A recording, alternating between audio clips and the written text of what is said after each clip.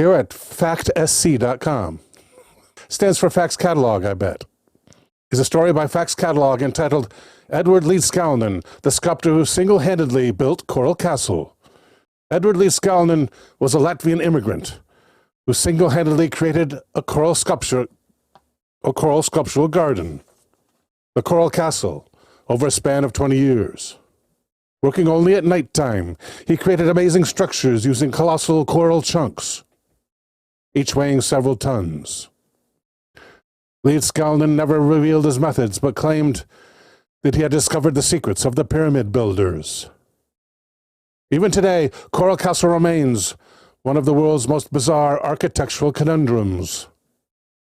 Since its inception, it has managed to keep engineers, architects, and scientists equally confounded.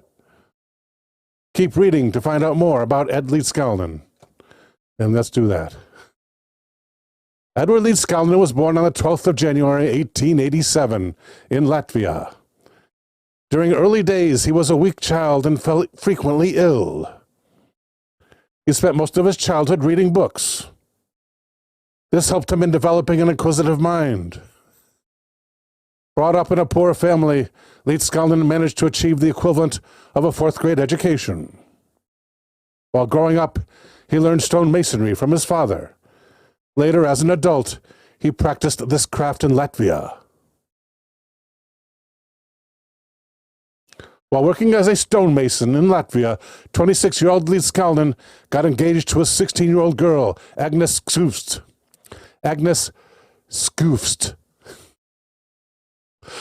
A day before their wedding, Agnes broke their engagement. Rejected by the girl he loved, he decided to immigrate to North America. He arrived in New York City in 1912. In North America, he looked for work all around the East Coast. Then he relocated to the Pacific Northwest. There he worked in axe handle manufacturing in Reedsport, Oregon, until 1922. While living in Oregon, the cold weather did not agree with Ed, and he contracted what was diagnosed as terminal tuberculosis. To everyone's surprise, he healed spontaneously. When asked, he said he got well due to magnets, which stimulated his immune system and banished the sickness. Please do not attempt this at home. After overcoming his illness, he moved to Florida City because of the warmer climate. Other versions say he moved there first to get rid of his TB because they said that the air in Florida was better for TB. But once in Florida, he purchased a remote, undeveloped plot of land. At that time, Florida City was only sparsely developed and lightly inhabited.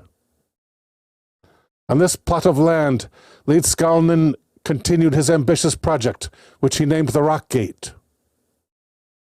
He started by quarrying limestone rocks, carving them, and moving them in place without any help. Since he worked alone in the dead of night, using only a flashlight as a light source, no one witnessed this process. Working meticulously, the 5-foot-tall man managed to erect huge structures, some of which weighed, the rocks of which, or the components of which, each component being one rock, some of which weighed about 27 tons each. These rocks are seamlessly connected without any mortar or cement. Using only a few picks, ropes, winches, and pulleys, he created one of the world's most astounding engineering marvels.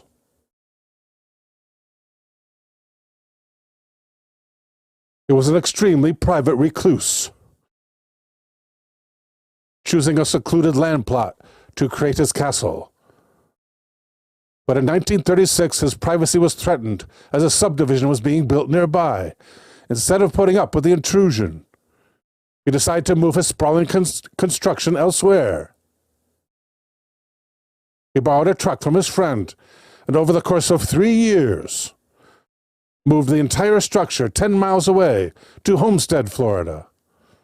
Working alone, he relocated the whole thing piece by piece. I can't imagine a truck can handle more than one 27-ton block at a time. Once the relocation was complete, he began working on the structure again. By the time his castle was finished, it was 2 stories high.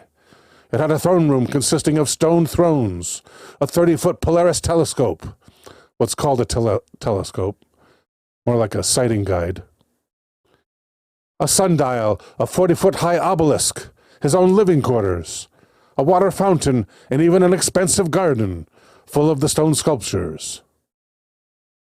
All the structures of this castle are virtually perfect.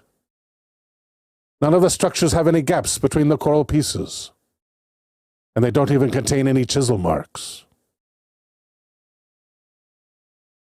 Even though Leedskalnin was an extremely private person, he opened Coral Castle for public visitation. In the beginning, he charged 10 cents from each visitor. But later, he changed it to 25-cent donation and allowed those people to enter for free who could not afford it. He also carved signs on a rock near the front gate asking people to ring a bell twice. Whenever anyone rang the bell, he would come down from his living quarters, located on the 2nd story of the castle. He would come to the gate and conduct the tour for those interested. There are many rumors as to how Leedskalnin managed to construct Coral Castle. Edward himself had claimed that he had used reverse magnetism to create it. It is believed that no one except some teenagers had seen his working method.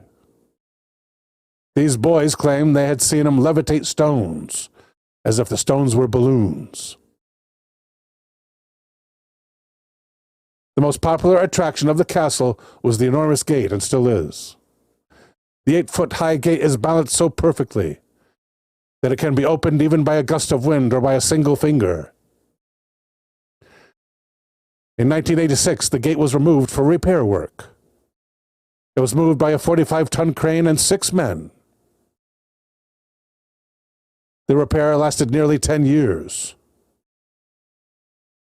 It's a mystery how Leedskalnin managed to install the gate all by himself without the aid of modern equipment. But tonight, we're going to figure out how he did it.